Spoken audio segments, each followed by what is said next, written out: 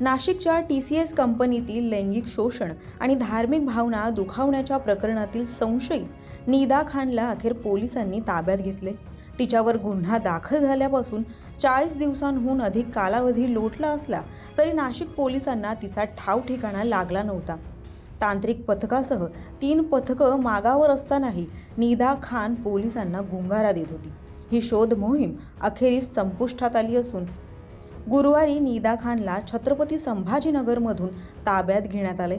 मात्र 40 दिवसांपासून निदा खान नेमकी कुठे होती, पोलिसांनी कसा सापळा रचला याबद्दल सविस्तर या व्हिडिओच्या माध्यमातून जाणून घेऊयात।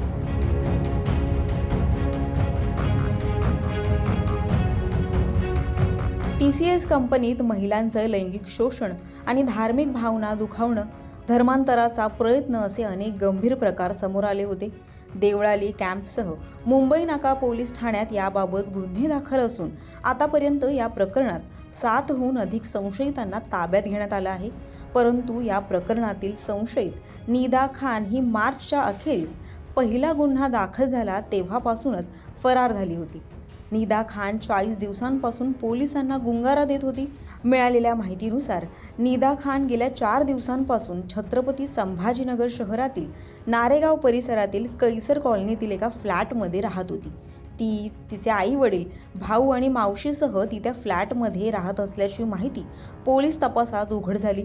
दरम्यान गेल्या 2 दिवसांपासून नाशिक गुन्हे शाखेच्या पथकानं संबंधित फ्लॅटवर नजर ठेवली होती। त्यानंतर छत्रपती संभाजीनगर पोलिसांच्या मदतीनं निदा खानला ताब्यात घेण्यात आले। अटकेनंतर नाशिक पोलिसांनी तिला न्यायाधीशांसमोर हजर केलं। न्यायालयाकडून ट्रान्झिट रिमांड मिळाल्यानंतर नाशिक पोलिसांचं पथक निदा खानला घेऊन नाशिककडे आता रवाना झाले।